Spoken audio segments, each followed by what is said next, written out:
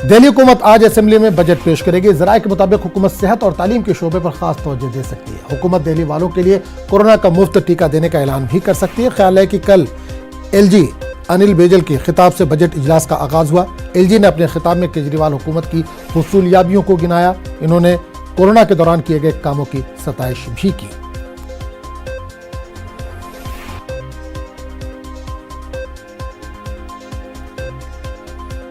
तो आपको एक बार फिर बता दें कि नाजरीन, आज दिल्ली हुकूमत असेंबली में अपना बजट पेश करने जा रही है।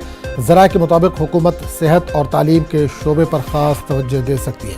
हुकूमत दिल्ली वालों के लिए कोरोना का मुफ्त टीके का ऐलान भी कर सकती है। ख्याल है कि कल एलजी अनिल बैजल के खिताब से बजट इजलास का आगाज़ हुआ था। एलजी ने अपने खिताब में केजरीवाल हुकूमत की हुसूलियाबियों को गिनवाया। इन्होंने कोरोना के दौरान किए गए कामों की सताइश भी की।